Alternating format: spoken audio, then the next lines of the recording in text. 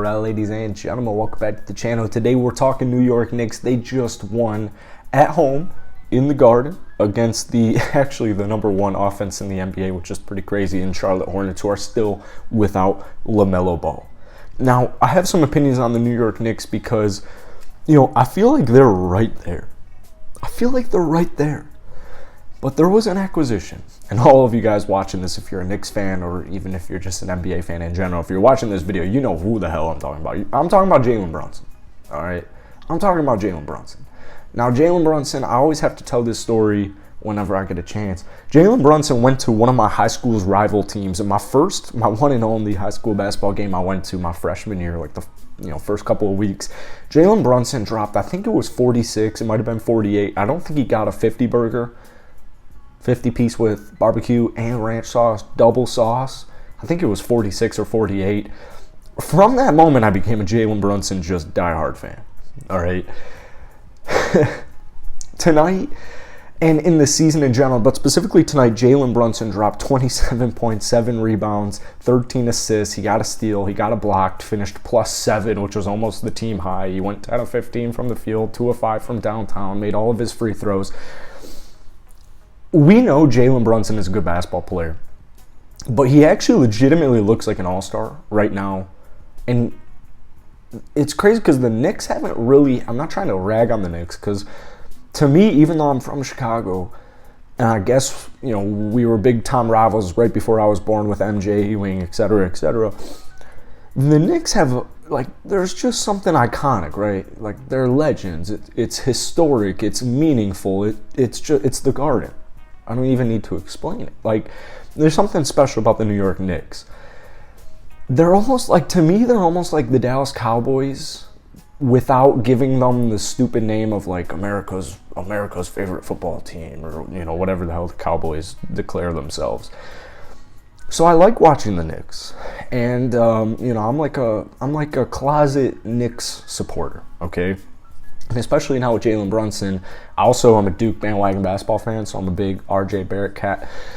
But Jalen Brunson is hard to really, and the same thing applied in Dallas. It's hard to really explain his impact unless you're watching these basketball games. I mean, even in the overtime, heading into overtime, he's just, he's juking guys out with crazy passes, like that pass where it looked like he was going to the wing to RJ, I believe, and he swung it to Mitch for the easy dunk in overtime. That was awesome. The three-pointer, just the ability to get downhill, absorb contact, and finish as an and one. Jalen Brunson looks like an all-star right now, and the Knicks point guard position it's solved. It's literally solved. To me, what it comes down to with the New York Knicks is I view this team as an extremely young squad. So, being the 11th ranked defense, shout out to Knicks Daily, one of my favorite. It's definitely my favorite Knicks YouTube channel. If you're a Knicks fan watching this and you're not subscribed to my boy Swaggy over at Knicks Daily, you're missing out. I'll link the channel down below in the comments if you like daily Knicks content. And if you also want more Knicks content on this channel, hit the like button, hit that sub button. To me, they're an extremely young team. So you're going to get guys like Quentin Grimes going. He's going to get going. Obi Toppin, he's going to get going. Cam Reddish, Duke guy, he's going to get going. Mitchell Robinson tonight, 6 blocks. It's 6 blocks.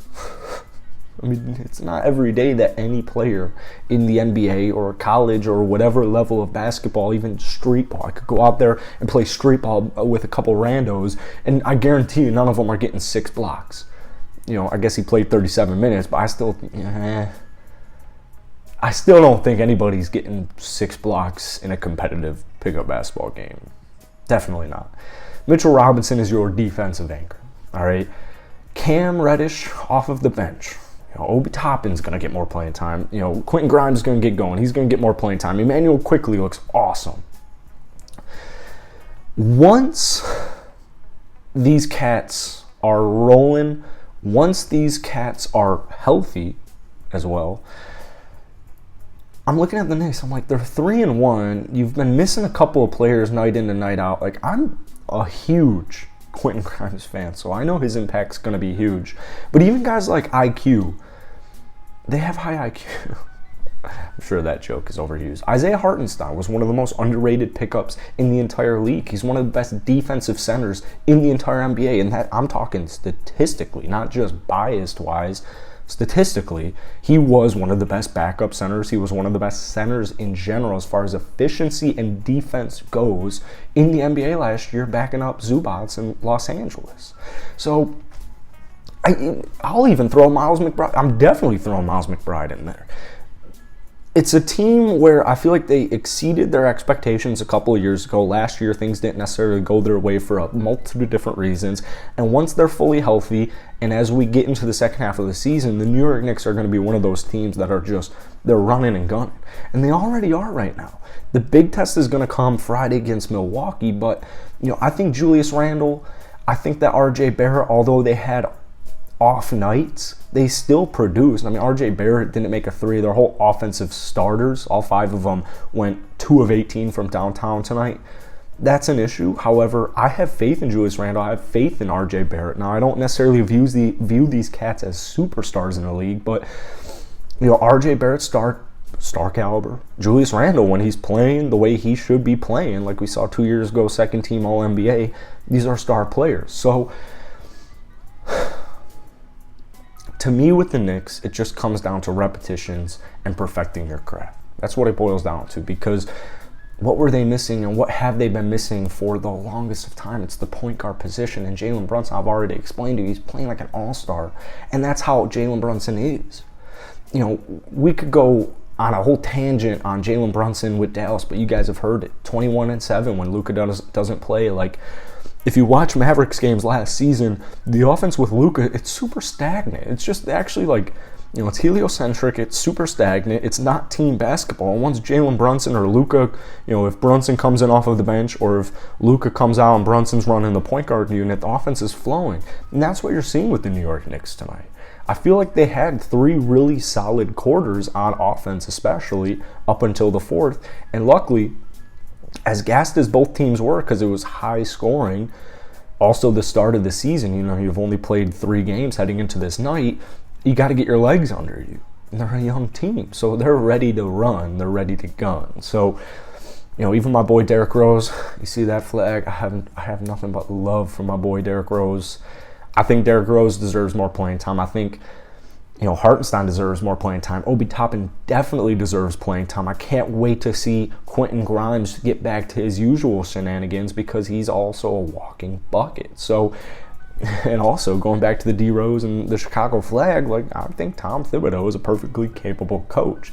Yes, there might be some questionable decisions at times, but point me one team where their head coach doesn't make questionable decisions at times, right? It's just part of being a fan, right? It's part of enjoying the NBA. So I view the Knicks as a top 6 seed.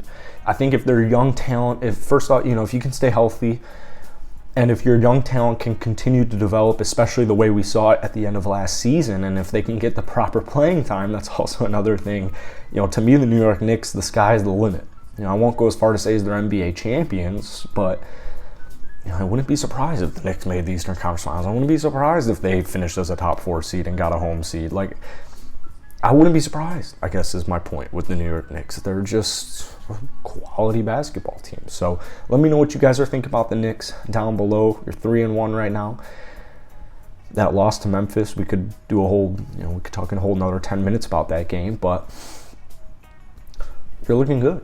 You're looking good. Big test against the undefeated Milwaukee Bucks on Friday, and we'll cover that when it comes. But for now, Knicks fans, enjoy that win, man. Peace.